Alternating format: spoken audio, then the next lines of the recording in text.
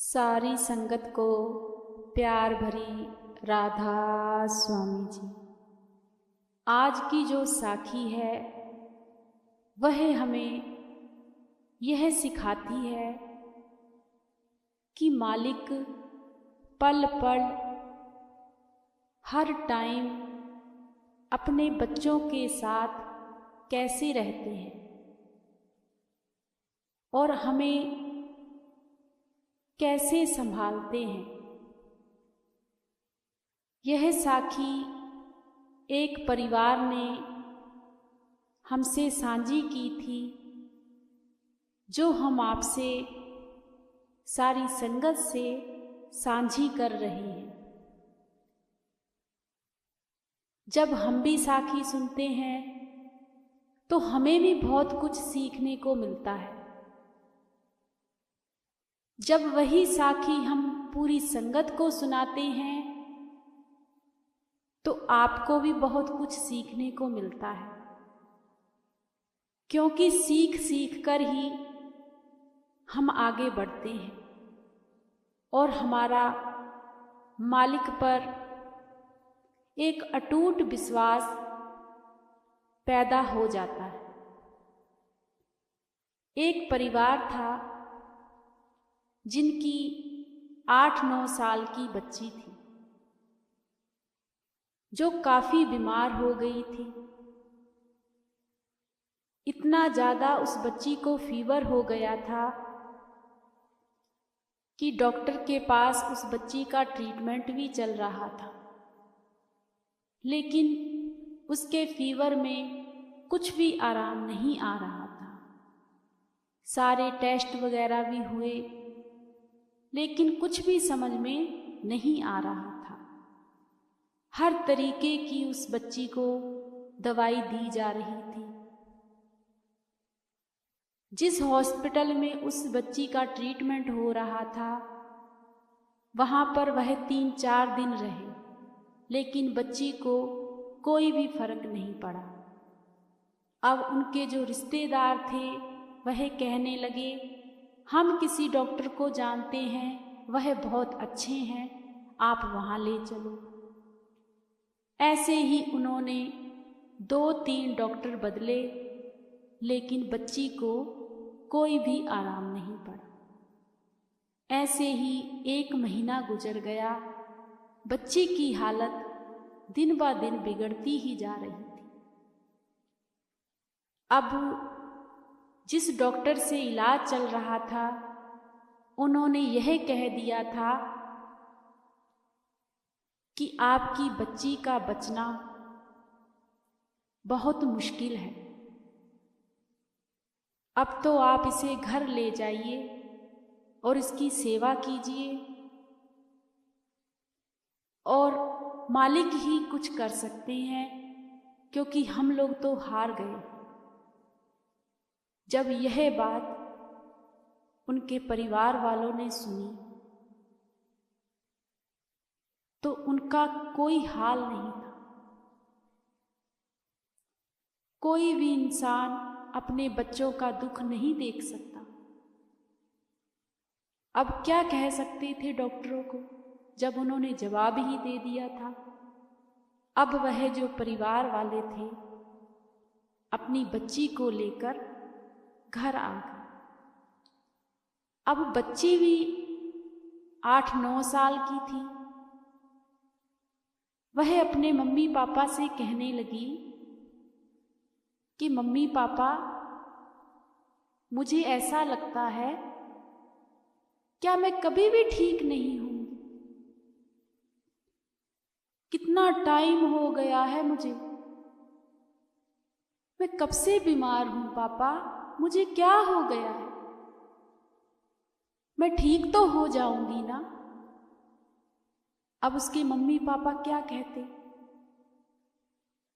उन्होंने अपनी होठों पर मुस्कुराहट लाते हुए अपनी बच्ची को कहा कि बेटा तुम्हें क्या है, डॉक्टरों ने कहा है इसका घर जाके इलाज करो,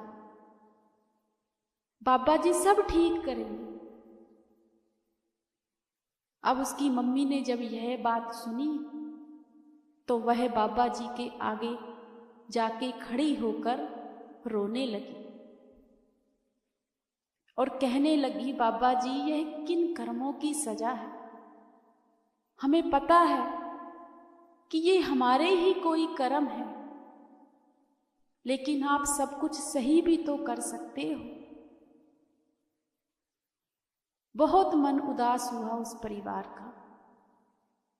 अब बेटी कुछ भी खा पी नहीं रही थी, फीवर उतर नहीं रहा था। अब उस बेटी का क्या मन किया कि मैं डेरे जाऊं। अब उसने अपनी मम्मी को आवाज लगाई और कहने लगी कि मम्मी मुझे डेरे जाना है, मुझे बाबा जी के घर जाना है, मैं वहां पर जाके लंगर छकूंगी। अब परिवार वाले कहने लगे कि बेटा आप ठीक तो हो नहीं, वहां कैसे जाओगे, चला तो आपसे जा नहीं रहा, तबीयत आपकी इतनी खराब है तो आप वहां पर कैसे पहुंचोगे। यह बात कहकर वह लड़की रोने लगी, कहने लगी नहीं मुझे डेरे जाना ही है। जब यह बात वह लड़की कह रही थी तो उनके घर पर उस बच्ची का हालचाल पूछने के लिए कुछ सत्संगी लोग आए हुए थे। उनमें से एक सत्संगी भाई का भजन सिमरन बहुत था। उस भाई ने उस बच्ची के पिता को एक साइड में लेकर जाकर कहा कि जब आपकी बच्ची जिद कर रही है, वक्त का कुछ भी पता नहीं होता, तुम अपनी बच्ची को क्यों नहीं लेकर जा रहे। तो वह परिवार वाले कहने लगे कि वहां पर डेरे में ना तो बाबा जी हैं, ना ही कोई भंडारा है, वहां हम जाकर क्या करेंगे। तो वह सत्संगी भाई कहने लगा, बस यही तो हमारा विश्वास है। हम सोचते हैं कि हम डेरे जाएंगे ही नहीं, वहां पर तो बाबा जी हैं ही नहीं, वहां पर तो सतगुरु कहीं गए हुए हैं, यहां पर तो हम गलत हैं, क्योंकि वो तो कहीं जाते ही नहीं हैं, वह तो हर टाइम हर पल हर जगह मौजूद है, याद कर कर तो देखो। अब उस बच्ची के पिता ने सोचा कि अगर सत्संगी भाई कह रहा है तो मैं अपनी बच्ची को ले जाता हूं। बच्ची की तबीयत बहुत बिगड़ गई। अब उसके दादी दादा माता पिता सभी को पता था कि हमारी बच्ची नहीं बचेगी। तो उसके दादी दादा भी जिद करने लगे कि हम भी अपनी पोती के साथ डेरे जाएंगे। सब परिवार डेरे को निकल गए। जब रास्ते में ट्रेन में जा रहे थे तो अभी डेरे से थोड़े पीछे थे तो बच्ची की आंखें बंद हो गई। अब जब उस बच्ची को आवाज लगाई तो बच्ची कुछ आगे से बोल ही नहीं रही थी। तो एक दो बार उसकी मम्मी ने उस पर पानी छिड़का और कहने लगी, बेटा स्टेशन आ गया है, हम डेरे पहुंचने वाले हैं। तो वह बच्ची धीरे से बोली, अच्छा मम्मा, बाबा जी का घर आ गया है। वह बच्ची ने फिर से आंखें बंद कर। परिवार वाले बड़े दुखी ट्रेन से उतरे, डेरे पहुंचे। सबसे पहले वह लंगर में ही गए, क्योंकि लड़की की जिद थी कि मैं लंगर वहीं खाऊंगी। अब हालत उस लड़की की इतनी खराब थी कि एक भी बाइट उसके मुंह में कैसे जाती। अब वहां पर जाकर वह बच्ची बैठ गई। उसके मम्मी पापा ने उसको गोदी में बिठा लिया। अब 8-9 साल का बच्चा जब गोदी में बैठता है तो सेवादार जरूर पूछते हैं कि आपकी बच्ची को क्या बात है। उन्होंने पूरी बात बताई कि हमारी बच्ची ऐसे ऐसे ठीक नहीं। तो सेवादारों ने कहा, यह भी कोई बात है?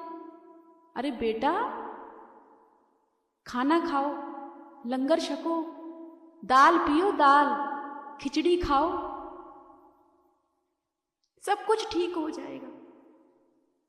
जब उस बच्ची ने ऊपर उठकर उस सेवादार की तरफ देखा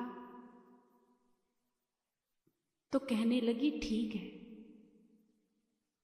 अब उस बच्ची ने थोड़ी सी खिचड़ी खाई, 1-2 बाइट रोटी के खाए, दाल पी और कहने लगी कि बस इससे ज़्यादा नहीं खा सकती मैं। अब जो सेवादार उस बच्ची को यह बात कहकर गए थे कि बेटा सब कुछ खाओ, अब उन्होंने एक बात और कही। जब उन्होंने लंगर छक लिया तो परिवार वालों से कहने लगे कि अब आपने लंगर तो खा लिया है, बच्ची को ऐसे करो वहाँ पर बिठा दो, ये खेलेगी, आप दोनों लोग सेवा करो। अब वह जो बच्ची थी वह दादी के पास बैठ गई और उसके जो मम्मी पापा थे वह सेवा करने लगे। वहाँ पर जो भी लंगर छकता था, भीड़ इतनी थी नहीं, तो सभी से कहते थे कि चलो हम सेवा कर लेते हैं। जो भी कोई थाली दे देता था उसका सेवा कर लेते थे। अब बच्ची वहाँ पर बैठे बैठे उसकी दादी को ऐसे लगा कि जैसे बच्ची का जो फीवर है वह और तेज हो गया है। अब दादी बड़ी घबरा गई, मम्मी पापा सेवा कर रहे थे। वह बच्ची अपनी दादी से कहने लगी कि दादी जी, मम्मी पापा कहाँ हैं? तो वह दादी कहने लगी, बेटा वह देखो सामने सेवा कर रहे हैं। तो बच्ची कहने लगी, सेवा तो मैं भी करूँगी। अब उसकी दादी कहने लगी, बेटा तेरी हालत इतनी खराब है, तुम सेवा कैसे कर लोगी? मेरे पास बैठो। नहीं दादी, मैं सेवा करूँगी, मेरा मन कर रहा है। अब दादी उसको जब बर्तनों के पास लेकर गए, अभी उस बच्ची ने 1 गिलास ही मांजा क्योंकि फीवर बहुत था। उस बच्ची को नीले रंग की उल्टी आई। जब नीले रंग की उल्टी आई तो परिवार वालों सब बर्तन वहीं रह गए और बच्ची को उन्होंने गोदी में उठा लिया और डर गए। वहाँ पर जो सेवादार थे वह भी आ गए, कहने लगे कि कोई डर वाली बात नहीं है, क्या पता मालिक ने कौन सा कष्ट इस बच्ची का निकाल दिया है, घबराओ नहीं, हॉस्पिटल में जाओ आप। लंगर से काफ़ी दूर हॉस्पिटल है, बड़ा हॉस्पिटल बना हुआ है। वह बच्ची को लेकर वहाँ पहुँच गए। अब उसको जब 3 उल्टी आ गई तो उस बच्ची का जो इतना फीवर था वह कम हो गया, लेकिन बच्ची को कोई होश नहीं। अब जब हॉस्पिटल में पहुँचे, वहाँ पर डॉक्टर मिले, सारा परिवार घबराया हुआ था। तो वह डॉक्टर कहने लगे कि आप लोग इतने घबराए क्यों? बच्ची का जब टेस्ट किया, फीवर उसको था ही, बिल्कुल फीवर हट गया। परिवार वाले रिपोर्ट वगैरह साथ में लेकर गए थे तो कहने लगे, आप कैसे कह सकते हो डॉक्टर साहब, उसको तो इतना फीवर है। तो वह कहने लगे कि अब तो इसको कुछ भी नहीं है, बस यह 2 गोली इसको लाकर दे दो, यह बिल्कुल ठीक हो जाए। अब जो उनके परिवार वाले थे कहने लगे कि 2 गोली से क्या होगा, आप 2-3 खुराकें दे दो। तो डॉक्टर कहने लगे, जब आपकी बच्ची को कोई तकलीफ ही नहीं है, आप इसे ये 2 गोली तो खिलाओ, इतनी दवाई का क्या करोगे आप लोग? उन्होंने वहीं पर अंदर मेडिकल है, वहाँ से 2 गोली लेकर उस बच्ची को खिला दी। जब उस बच्ची को 2 गोली खिलाई तो वह बच्ची 1-2 घंटे में ही उस बच्ची की तबीयत बहुत ज़्यादा सही हो गई। अब वह बच्ची को ऐसा लग रहा था कि मुझे कुछ है ही नहीं, लेकिन उसमें वीकनेस तो बहुत थी। पर वह बच्ची ऐसे बोलने लगी कि उसे कुछ है ही नहीं। जब दवाई लेकर वह लोग बाहर आ गए, तब उस बच्ची ने कहा कि मम्मी पापा आप यहाँ पर बैठो, मैं एक बात बताती हूँ आपको। अब जो उसके मम्मी पापा थे वह डर गए कि पता नहीं अब क्या होने वाला है, क्योंकि डॉक्टरों ने कहा था कि आपकी बच्ची अब नहीं रहेगी। तो बच्ची कहने लगी कि मम्मी पापा,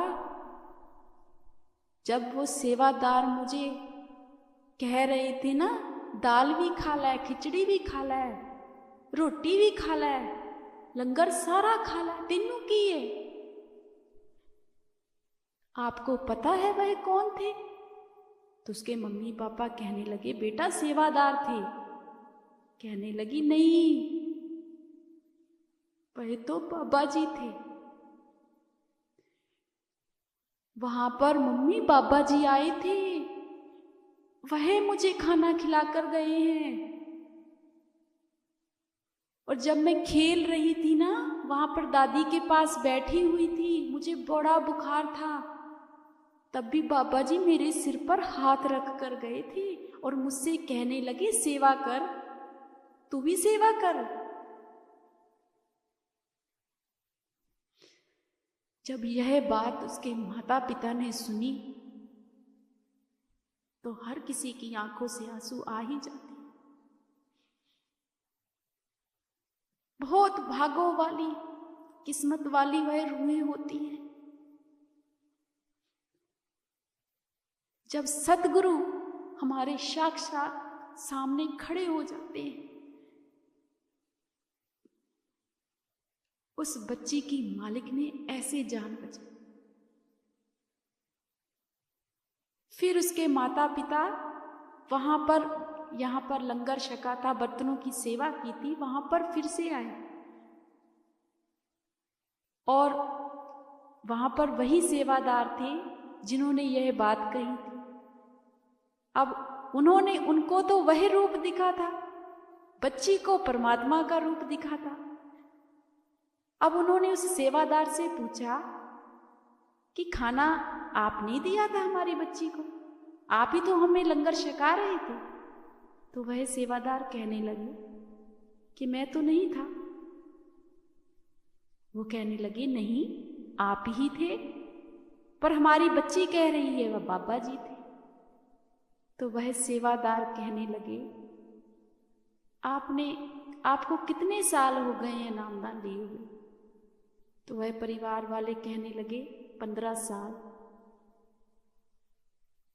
तो वह सेवादार कहने लगे 15 सालों में आपने बाबा जी को इतना सा ही समझ सके?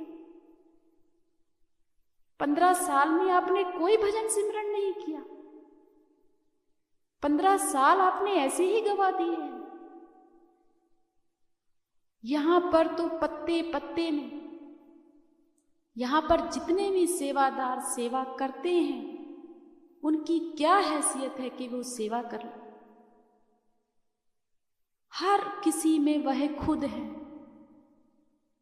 हमारी ये गलत फहमी है कि आज बाबा जी डेरे में है नहीं, आज तो लंगर पर दृष्टि पड़ी नहीं, तो क्या हो? बस यही तो हम लोग मात खा जाते हैं। वह सेवादार कहने लगे हर समय, हर टाइम सतगुरु को आप यहां भी याद करोगे, वही मौजूद है। आपकी अपनी आंखों ने जो देखा आपको सेवादार दिखे,